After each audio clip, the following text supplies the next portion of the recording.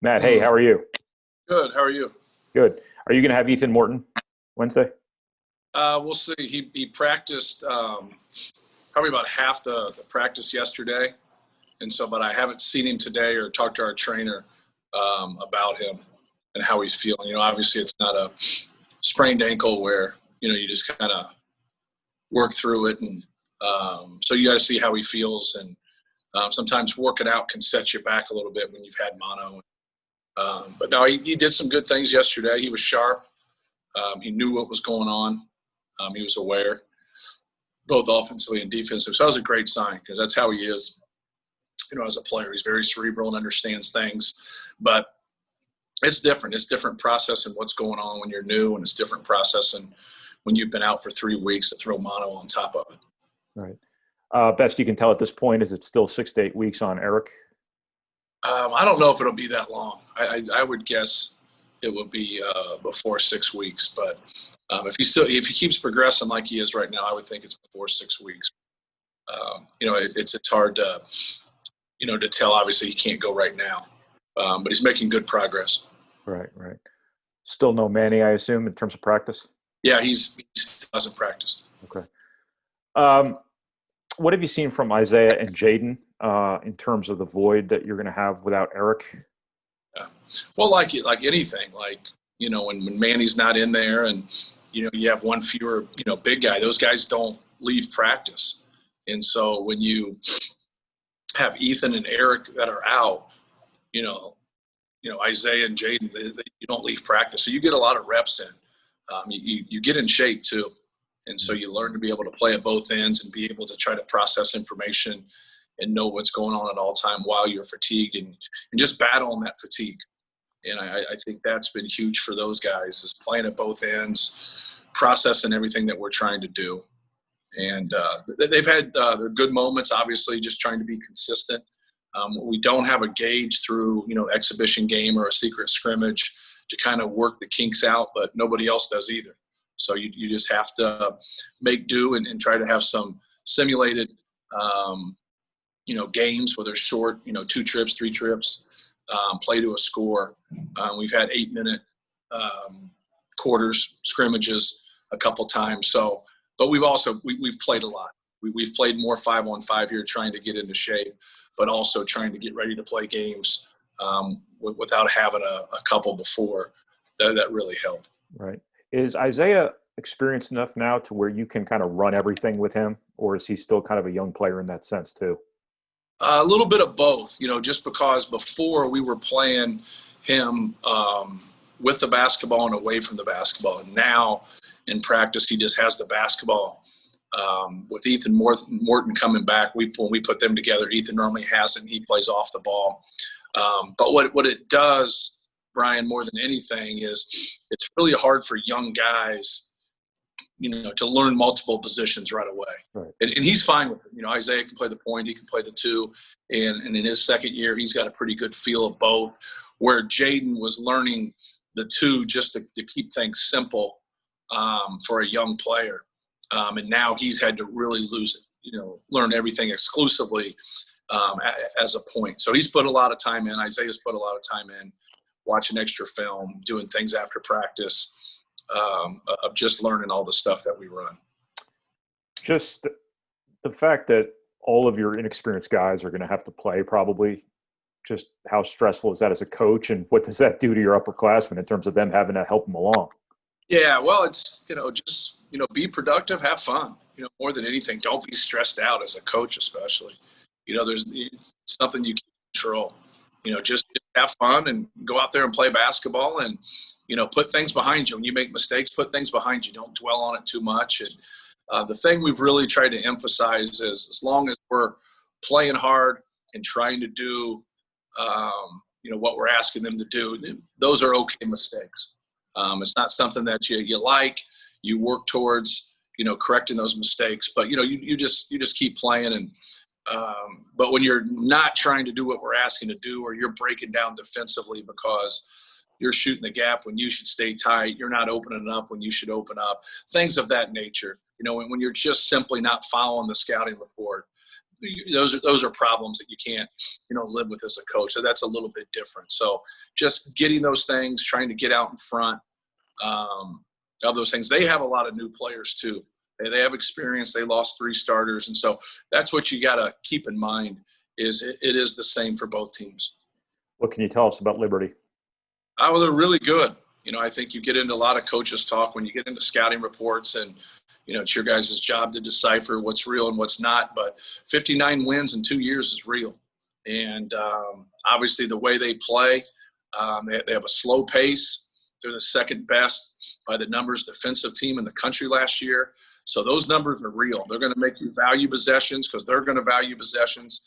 Obviously his connection with Tony Bennett in Virginia, they're going to, make that half court as much as they can, make you play basketball. I always say that when you have a good team, you want to force them to play organized basketball. They're going to force us to play organized basketball. And we're going to have some discipline and some structure in what we're doing. And you can't look at it as Liberty versus Purdue and they're going to play our style of basketball. We're going to have to be able to be good in their style of basketball because they do a great job of dictating tempo. You have your starters picked out yet? We're working on it. It's a process of elimination, though. It's not probably real hard to figure out. You might have one question, but you shouldn't have too many others. So I wait just because if something happens up until that point, there's no sense in, making 1 change, 2 change, 3 changes on Monday, Tuesday. Right. Just wait till when. I know you guys are just trying to write a story, and I'm not trying to be difficult. But that's the way I always do it. You can keep asking if you want, but might Brandon Newman be one of them? Yeah. When you got 8 scholarship guys, it's. I guess we don't have to ask you about the redshirt thing this year, breaking our yearly ritual, right? Yeah. That'll kill a segment in your stuff. I apologize. I'm good. Thanks, Matt.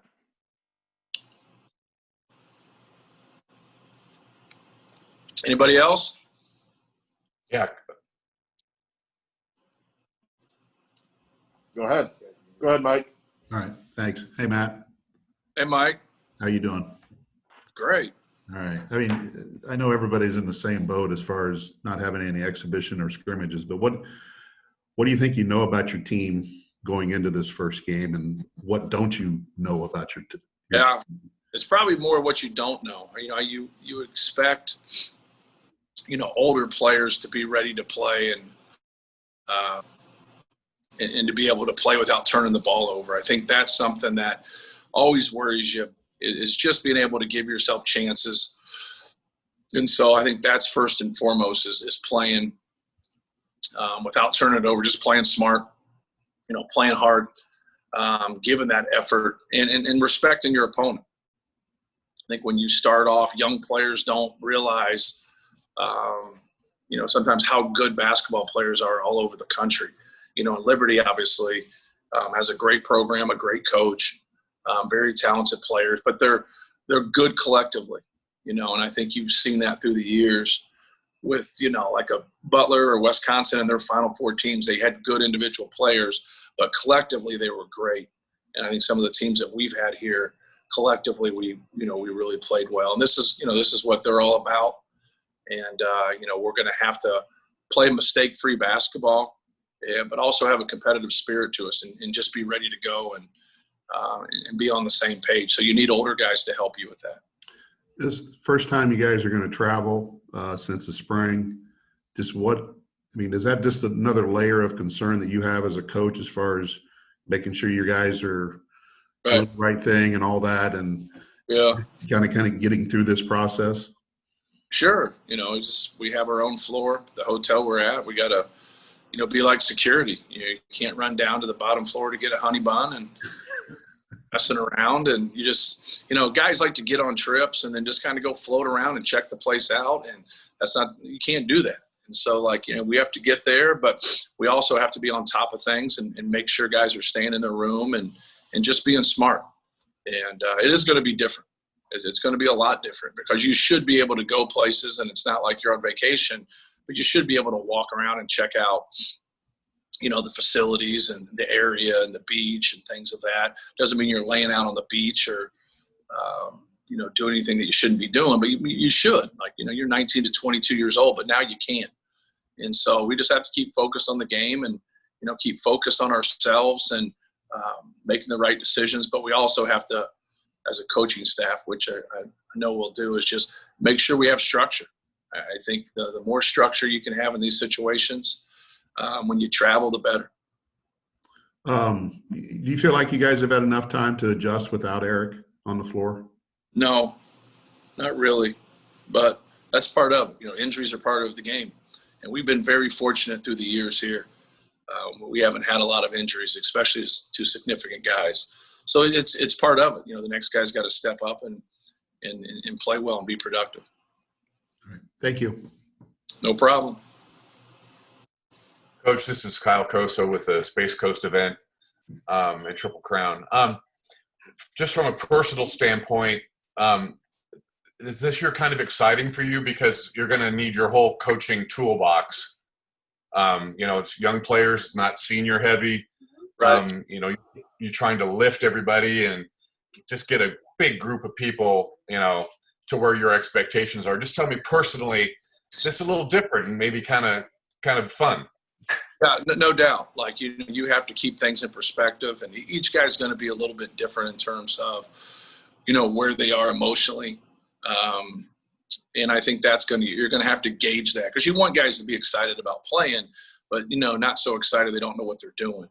And, you can't have that level when you want a high level of play, but yet there's so many different factors that go into that. So just having a pulse on your guys as the game kind of progresses. It's almost like when you play a great team, getting to that first media timeout to let them know, hey, like, you're okay. Like, you can play in this game.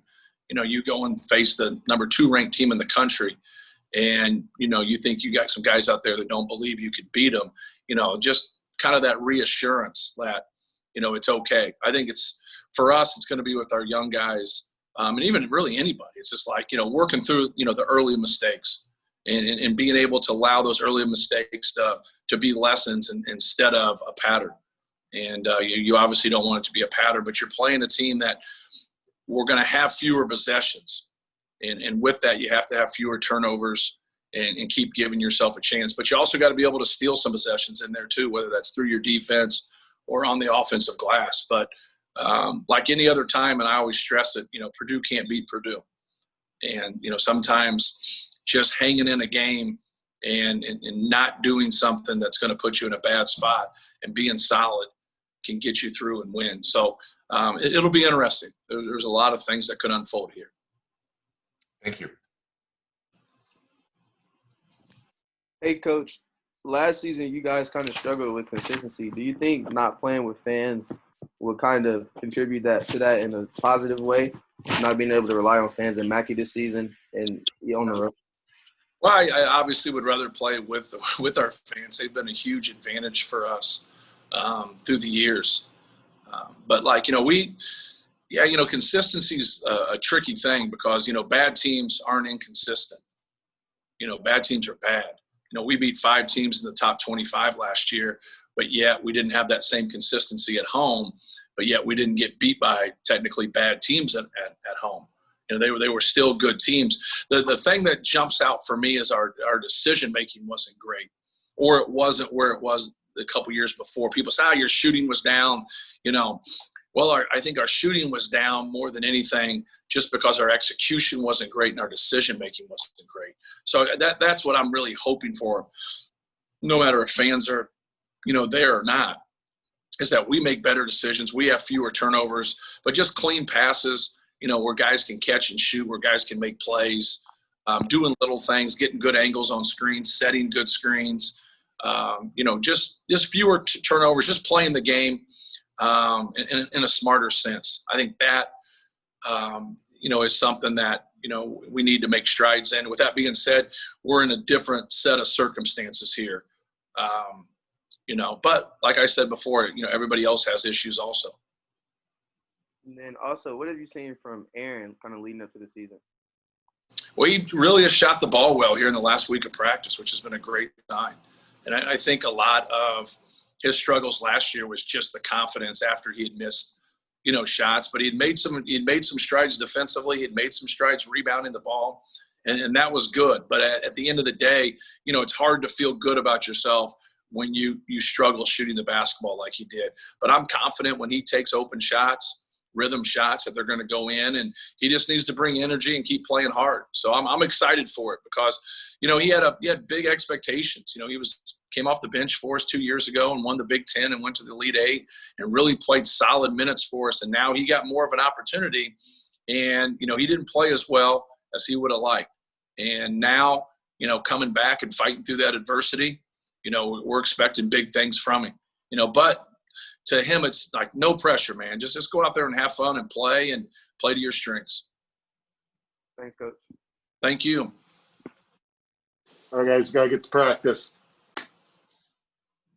All right. Thanks, guys.